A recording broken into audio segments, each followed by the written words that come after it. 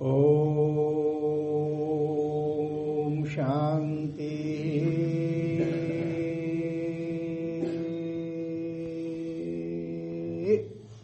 શાંતિ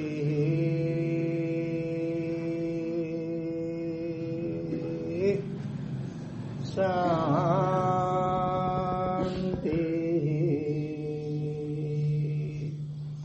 ત્રણેય લોકના સર્વે જીવોનું બોલો કલ્યાણ મંગલ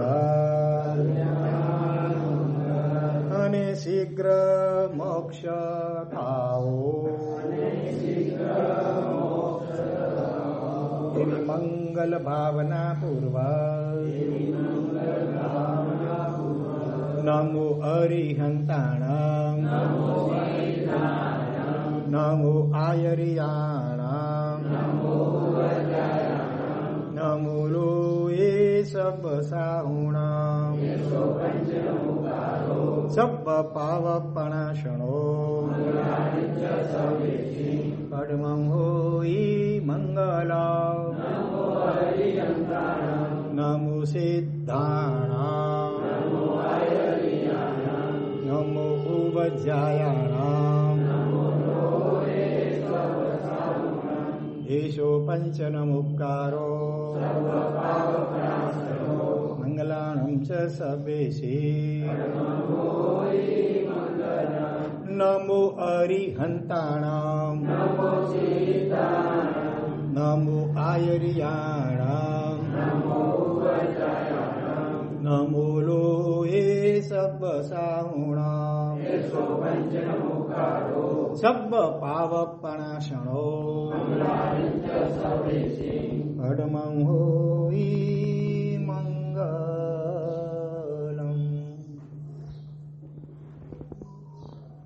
અર્વાચીન ભગવતી સૂત્ર ઉર્ફે પ્રશ્નોત્તર રત્નમાલા.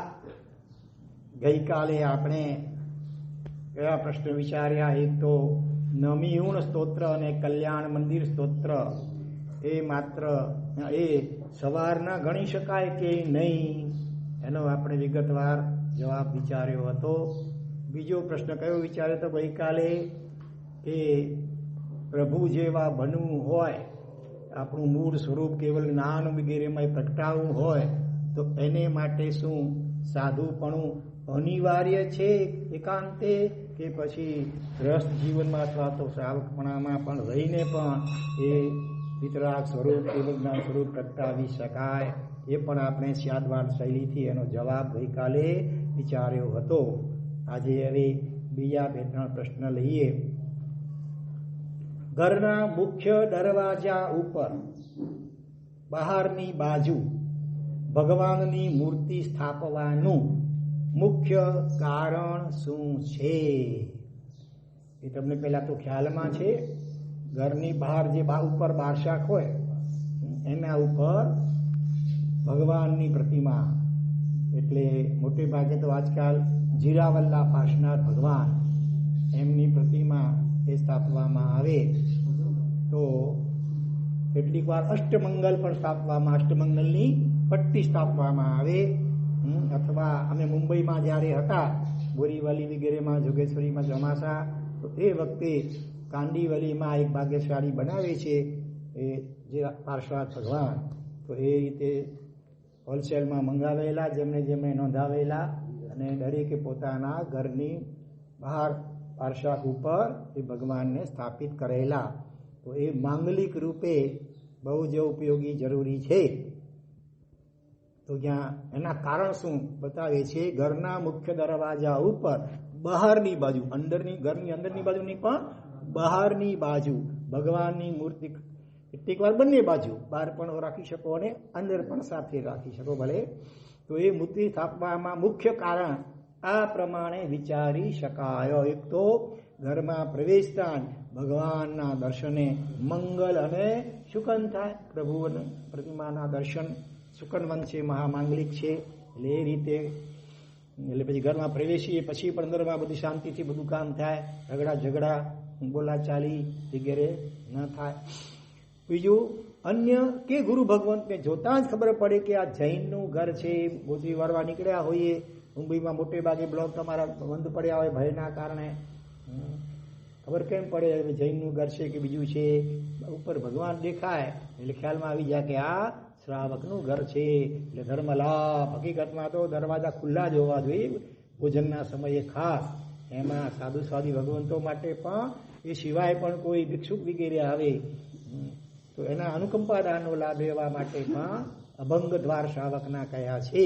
હવે આજે દેશકાલ પ્રમાણે તમારા દરવાજા મોટે ભાગે પ્રાય બંધ હોય, જૈનનું ઘર ખ્યાલ આવે એટલે મોટેથી બોલીએ ધર્મ લાભ, તો ઘર કદાચ ખુલી શકે, તમને સોપાત્ર દાનનો પણ લાભ મળી શકે. ત્રીજું, વારંવાર આ પ્રમાણે ભગવાનના દર્શનથી પ્રભુ પ્રત્યેનું જોડાણ એટલે એટેચમેન્ટ બન્યું રહે. જ્યારે જ્યારે ઘરમાં બહાર અંદર પ્રવેશ હોય તરત ભગવાન દર્શન થાય, એટલે એ રીતે વારંવાર દર્શનથી ભગવાન સાથેનું જોડાણ એટેચમેન્ટ વધારે થાય. અને ચોથું, આ પ્રમાણે વારંવાર પ્રતિમાના દર્શનતા જે સંસ્કારો પડે છે તે અન્ય ભવમાં પણ જીવને કેટલીક વાર તારનારા બને છે. જેમ કે એક દ્રષ્ટાંત આવે છે, શેઠનો દીકરો નાસ્તિક, શેઠ પોતે બહુ આસ્તિક, દીકરો નાસ્તિક, ઘણું સમજાવે દર્શન પૂજા કરવા માટે પણ કુતર્ક કરીને પિતાની વાતને કાપી નાખી. છેવટે પિતાએ એના કલ્યાણને માટે એના ઉદ્ધારની ભાવનાથી ઘરના અંદરની રૂમમાં શું કર્યું, દિવાલમાં ગોખલો કે ડેરી જેવું બનાવી એમાં ભગવાનને સ્થાપિત કર્યા. અને એ રૂમને દરવાજા ઉપર તાળું, અંદર જવું હોય તો દરવાજામાં બારી ગડખી ખીડકી જેવું હોય એટલે એમાંથી નીચે નમીને જવું પડે. જેવું પ્રવેશ કરીને સામે આ માટું ઊંચું કરીએ એટલે ભગવાનના દર્શન ઓટોમેટિક થાય. આ રીતે પણ. અને પછી દિવસમાં કેટલી વાર કંઈક ને કંઈક બહાનું બતાવી કરી અને દીકરાને એ રૂમમાં મોકલાવે કે બેટા જરા આ વસ્તુ મૂકી આવ ને અથવા આ વસ્તુ લઈ આવ ને. અને એ રીતે વારંવાર રોજના દર્શનના એવા સંસ્કાર ઊંડા અંદરમાં પડી ગયા કુદરતી. એ આમ તો નાસ્તિક હતો કે ભાવથી તો દર્શન કરતો જ નહોતો, એટલે આખરે તિરિંચ ગતિને પામે છે. સમુદ્રમાં માછલા તરીકે ઉત્પન્ન થાય છે. અને એકવાર એ માછલું જ્યારે પાણીમાં તરી રહ્યો છું, સામેથી બીજા એક મોટા માછલાને આવતો જોયો, જેની મુખાકૃતિ કેવી હતી, જિનબિંબ જેવી વિતરાગ મુદ્રા. શાસ્ત્રમાં કહ્યું છે કે ફક્ત 2 આકારને છોડીને બાકી તમામ પ્રસિદ્ધ આકારોના માછલાઓ મોટા મોટા સમુદ્રમાં હોય છે. કયા 2 આકારને છોડીને? એક વિલાયતીની પણ દેશી નળિયાનો આકાર, બીજો ચૂડી બંગડી આકાર ગોળ. બસ આ 2 આકારોને છોડીને બાકી તમામ પ્રસિદ્ધ વસ્તુઓના આકારના માછલા મળે છે. તો સામેથી જિનબિંબના આકાર જેવું માછલું અથવા એનું મુખાકૃત્ય છે એને આવતો જોયો. અને એને જોઈને આ માછલાને કે જે નાસ્તિક દીકરાનો જીવ હતો એને થયું કે અરે આવું તો મેં ક્યાંક જોયું છે. ક્યાં જોયું.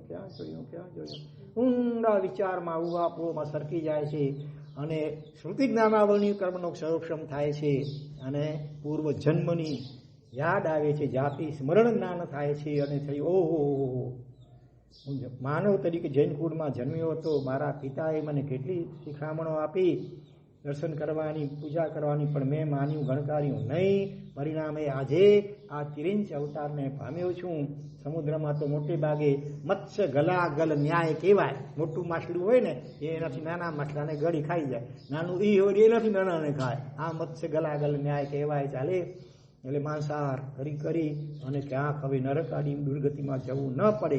કારણ કે પિતાના મોઢેથી આ બધી વાતો નરક આડીની પણ ક્યારેક ક્યારેક સાંભળેલી હતી. એટલે હવે શું કરવું? સમુદ્રમાં ઓલો અચિત્ત આહાર ક્યાંથી મળે?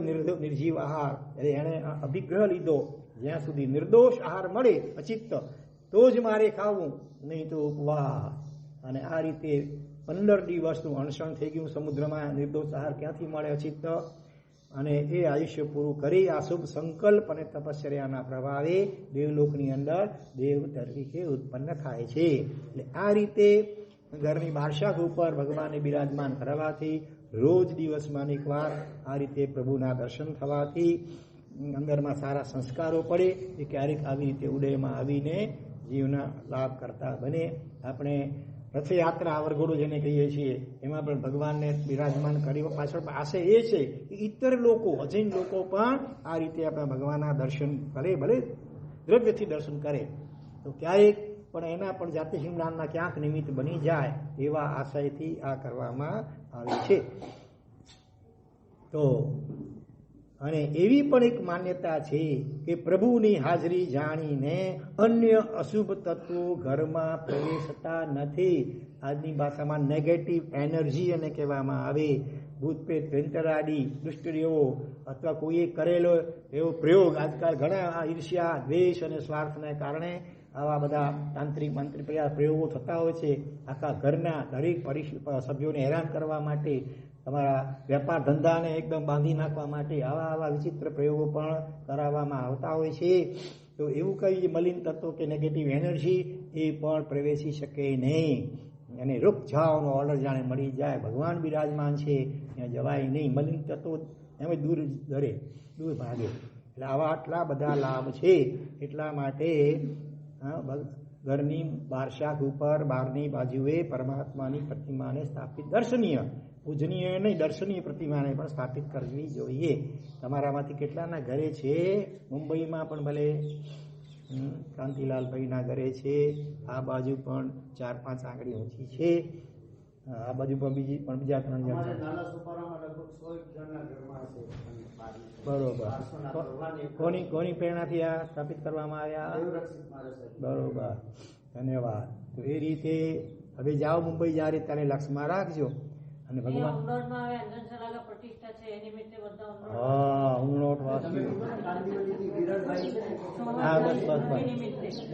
એનું તૈયાર બોક્સ જ આવે. ભગવાન સાથે એનું બોક્સ તૈયાર હોય અને લગભગ મારા ખ્યાલથી 600-700 રૂપિયા આસપાસમાં આવે છે.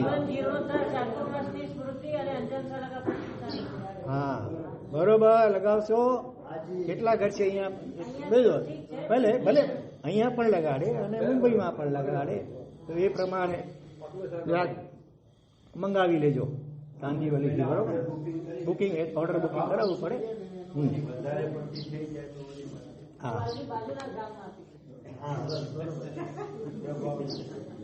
હજી આના જ અનુસંધાનમાં આગળ વાત આવે છે કે અતિ પ્રાચીન એવા પૌમચર્યમ ગ્રંથમાં, પૌમ એટલે પદ્મ એટલે રામ માટે વપરાય શબ્દ, એટલે રામાયણ એ બીજા શબ્દોમાં રામનું જીવન ચરિત્ર. તો એ પ્રાકૃત ગ્રંથ છે આપણા જૈન શાસનમાં, પૌમચર્યમ. એના શ્લોક નંબર 51 થી 54, 189મો શ્લોક અને 51 થી 54 શ્લોકમાં એક દ્રષ્ટાંતમાં સ્થવિર મહાત્માઓએ મથુરા નગરીમાં મહામારી નિવારણના ઉપાય સ્વરૂપે, મહામારી એટલે પ્લેગ કે કોલેરા જેવા મોટા રોગો, એમાં ટપોટપ અનેક લોકો મરવા માંડે.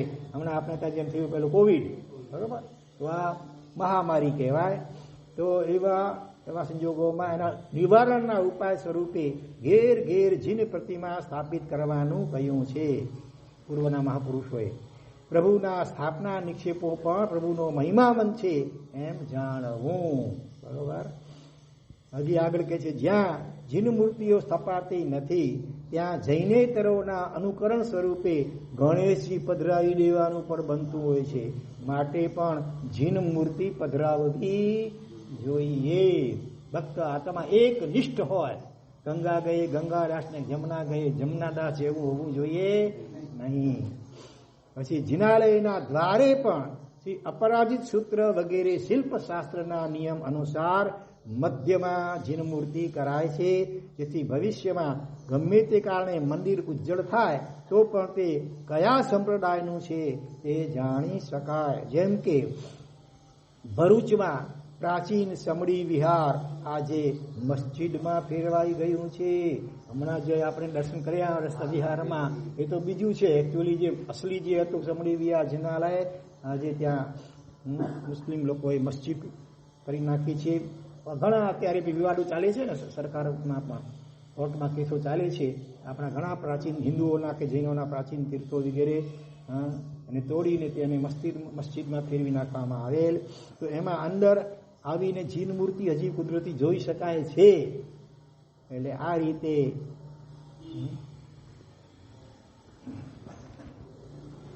એમાં આપણે પ્રાચીન જનાલય કે પ્રભાવક પરમાત્માને અપાતી પ્રદક્ષિણાઓ વિશેષ લાભદાયક થાય છે.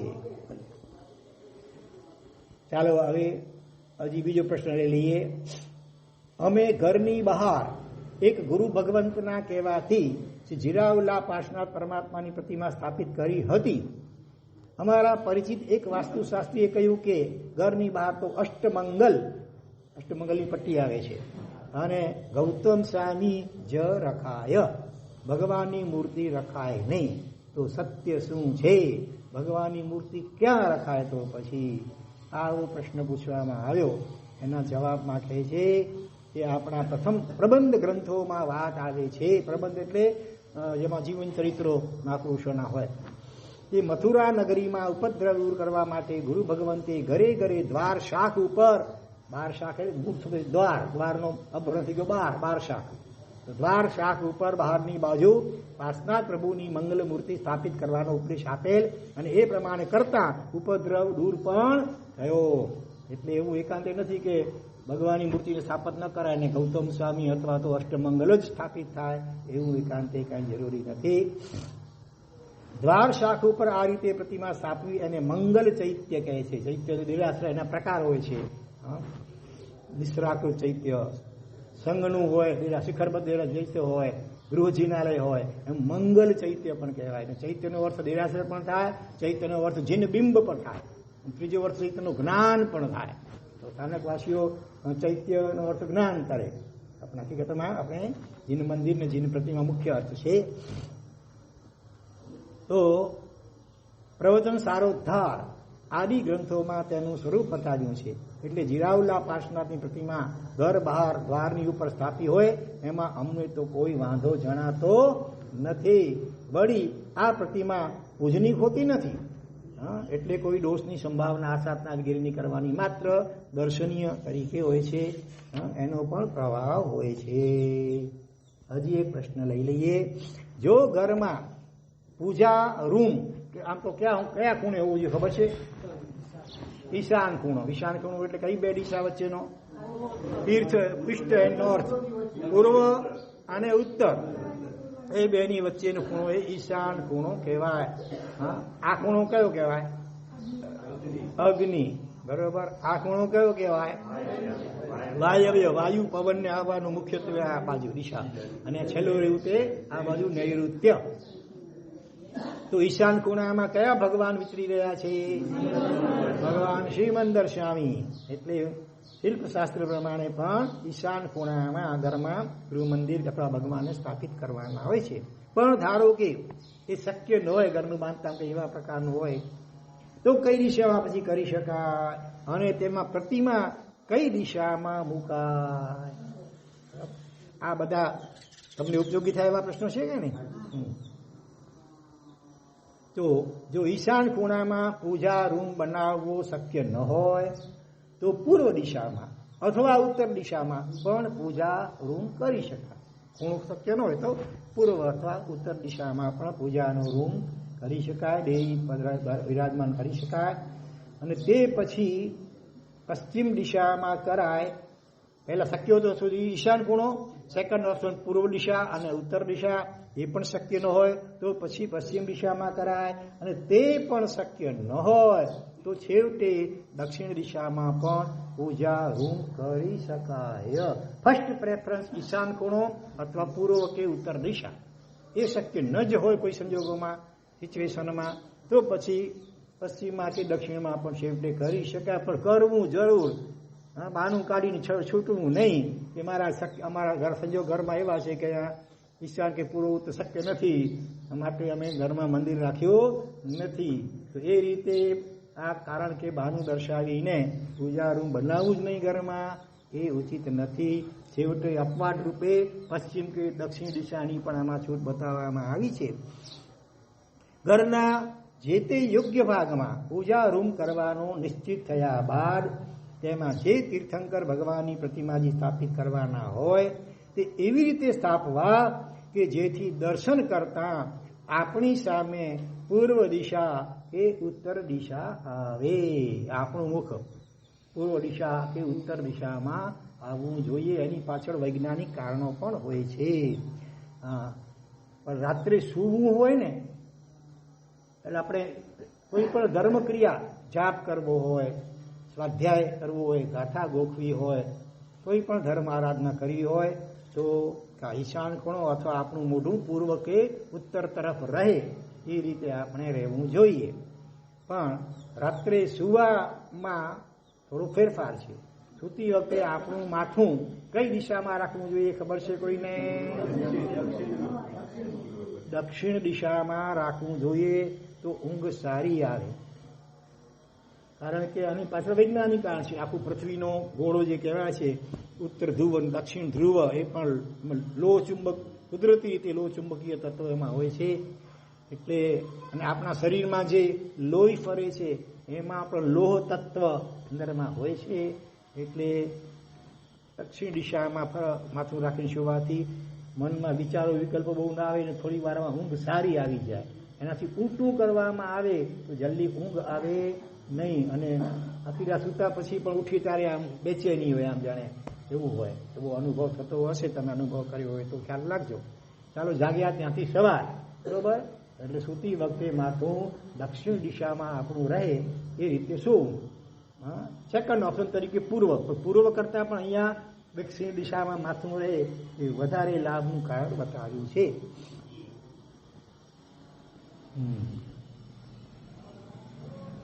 હજી એક પ્રશ્ન લઈ લઈએ. શું ઘરમાં પંચધાતુ કે અષ્ટધાતુની દર્શનીય જીન પ્રતિમા રાખી શકાય?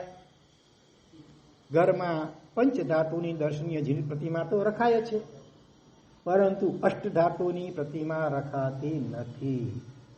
શ્રી દેવતા મૂર્તિ પ્રકરણ, શિલ્પરત્ન વગેરે શિલ્પ ગ્રંથોમાં જણાવ્યા અનુસાર અષ્ટધાતુમાં લોહ એટલે કે લોખંડનો પણ સમાવેશ થાય છે. દેરાસરમાં ક્યાંય લોખંડનો વપરાશ થતો નથી હોતો, હલકી ધાતુ ગણાય છે.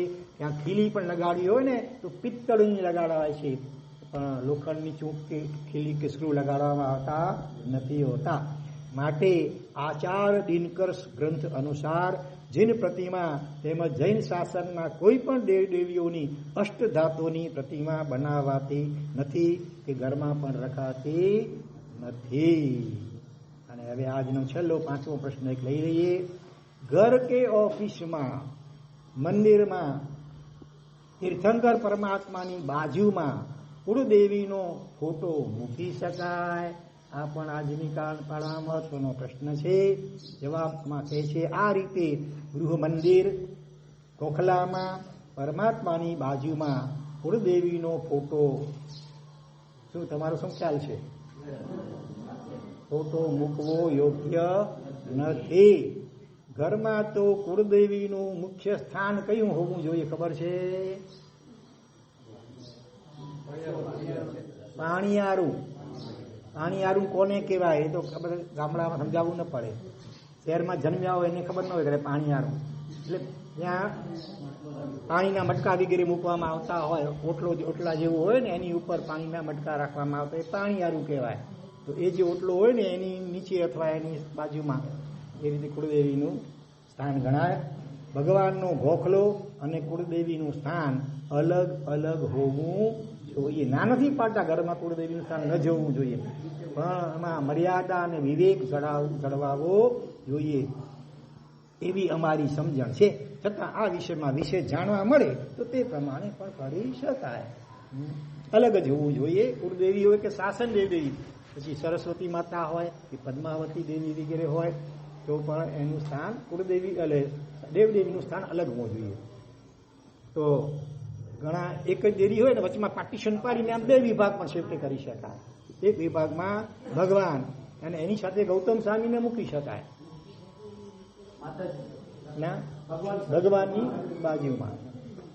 ઘણીવાર પગલા કરવાની આગ્રહભરી વિનંતી થાય ને જવાનું થાય, પછી પૂછી દેરાસર ક્યાં બતાવે અંદર, પછી જઈને જોઈએ તો ખેદ થાય, આશ્ચર્ય થાય.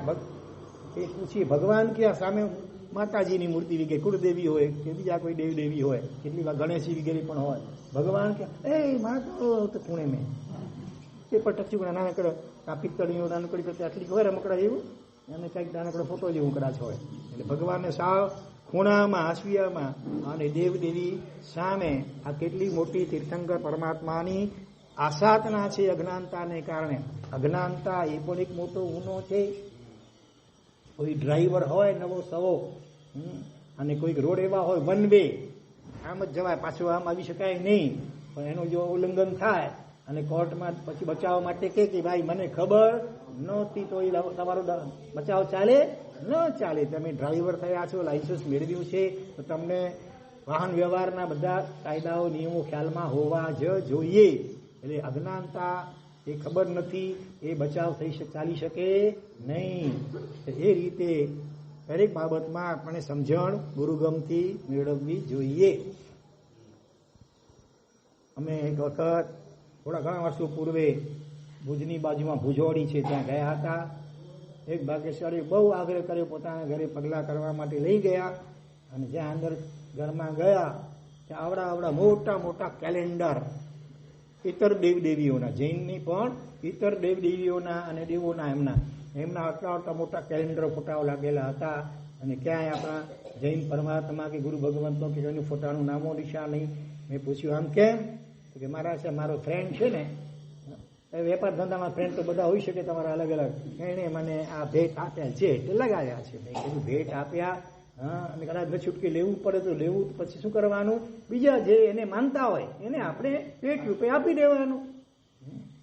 આપણા ભગવાન, આપણા ગુરુ ભગવાન વગેરેના કોઈના ફોટા નહીં અને ઇતર દેવીના ફોટા આટલા. ધારો કે કોઈ અજાણ્યા મારા સાહેબ કુદરતી ઘરમાં જીવે બહાર દોડે, આ તો બધું ઇતર લાગે છે. એટલે તમે પણ સુપાત્ર દાનના લાભથી વંચિત રહી જાઓ. વારંવાર પછી જે દર્શન થતા હોય ધીરે ધીરે એની સાથે એટેચમેન્ટ થઈ જાય. એને એમ કરતા ક્યારેક એવું બને કાગનું બેસવું ને દાળનું પડવું, યોગાનુયોગ તમને કોઈ થોડો ઘણો આર્થિક લાભ થઈ જાય, તમારી શ્રદ્ધા એકદમ મજબૂત થઈ જાય. ફલાણા દેવ કે દેવીને આપણા ઘરમાં બિરાજમાન કર્યા એટલે આપણને આ લાભ થયો. એટલે પછી એની બધી માનતા, પૂજા, બાધા, આખરી વગેરે અને એની જાત્રા ને આ બધું કરતા થઈ જાય. એટલે જૈન તો માત્ર એવા પોતા નામના જ રહ્યા હોય, બાકી સંપૂર્ણપણે જીવન જાણે ઇતરનું બની ગયું હોય. તો આવા નુકસાનો ન થાય એટલા માટે આપણામાં એક નિષ્ઠા હોવી જોઈએ કે આપણા પરમાત્મા અને આપણા ગુરુ ભગવંતના પણ ફોટા ઘરમાં હોવા જોઈએ. અમે મુન્દ્રામાં ગયા હતા. વાગડ સમુદાયમાં એ લોકોમાં ગુરુ ભક્તિ કેવી પડે શ્રાવક શ્રાવિકાઓમાં. એમના ઉપકારી ગુરુ મહારાજ એટલે એક તો અધ્યાત્મ યોગી, બીજે ભક્તિ યોગી કલાપણસુરી આચાર્ય ભગવાન, એમના ગુરુ કનકસુરી, એમના દાદા ગુરુ ભલે કનકસુરી મહારાજ વગેરે, એમના મોટા મોટા આવડા આખે ફોટા આના કરતા મોટા મારા ખ્યાલ મુજબ તો ઉભા ઘરમાં 3-4 ફોટા, અહીંયા ફોટો, ત્યાં ફોટો, ઉપર ફોટો, મોટા બોલો. એટલે એમના હૃદયમાં ગુરુ ભગવંતો પ્રત્યે કેટલો પોતાના ઉપકારી ગુરુ ભગવંતો પ્રત્યે કેટલો આદર, ભક્તિ અને બહુમાન છે. વિચાર કરજો. તમારા ઘરમાં ફોટા ખરા ઉપકારી ગુરુ ભગવંતોના? કોકના ઘરમાં હશે ભલે, દરેક શ્રાવકના ઘરમાં. અને એ પણ એવા ડ્રોઈંગ રૂમમાં એવા મૂકવું જોઈએ, એ રીતે મૂકવું જોઈએ કે કોઈ પણ આગંતુક અજાણ્યો આવે સીધું એને ખ્યાલમાં આવે, દર્શન થઈ જાય એના ગુરુ ભગવંતના. એ રીતે કેટલાના ઘરમાં હશે? અંડર બેડરૂમમાં કે ક્યાં કબાટમાં કે એ ન ચાલે. હોલમાં, મુખ્ય હોલમાં જોઈએ. આપણે આમ જેમ ઓસરી ચો કરી મેં ના લે, ઓસરી મેં ખપે. બરોબર. તો ચાલો આ રીતે આપણે આજે પ્રશ્નોત્તરી રત્નમાલામાં 5 પ્રશ્નોત્તર વિચાર્યા. બરોબર. વિશેષ અગ્રે વર્તમાન દિનાજ્ઞાન કંઈ પણ બોલાયું હોય તો હાર્દિક ઈચ્છામી દુઃખમ. ફરી આપણે 2-4 મિનિટ માટે અંતર્મુખ બનીએ. ચાલો. સાવધાન. ગરદન સીધી, આંખો બંધ, જ્ઞાન મુદ્રા. ઉપયોગને બંને નાકના નસકોરા પાસે લાવો ધ્યાનને, અને શ્વાસોશ્વાસનો માત્ર નોંધ રાખો. આપણે અગાઉ સોહમનો વિચાર કર્યો, આજે બીજું ઓપ્શન લઈ લઈએ, અરહમ પણ કરી શકાય. એટલે કે શ્વાસ જ્યારે અંદરમાં પૂરક થાય ત્યારે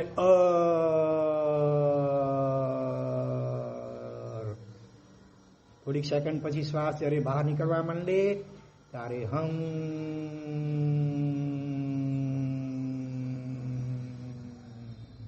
આ રીતે શ્વાસોશ્વાસની સાથે અર્હમનું આપણે અનુસંધાન કરીએ. 1 મિનિટ એ રીતે, પછી છેલ્લે એક મંત્ર પણ છોડી દેવાનો, માત્ર સહજ શ્વાસ ઉપર પછી લક્ષ્ય રાખવાનું રહેશે.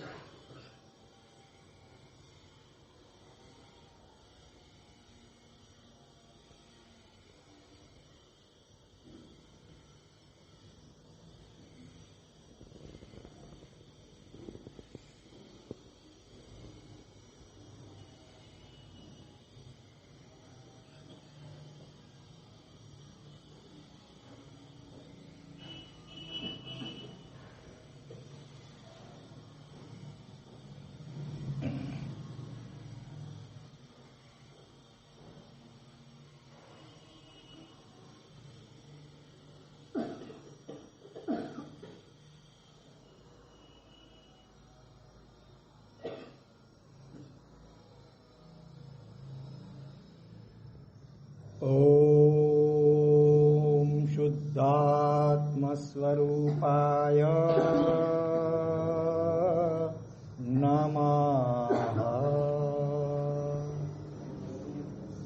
બોલો. ઓમ શુદ્ધાત્મ સ્વરૂપાય. ઓમ શ્રી સદ્ગુરુ શરણં મમ.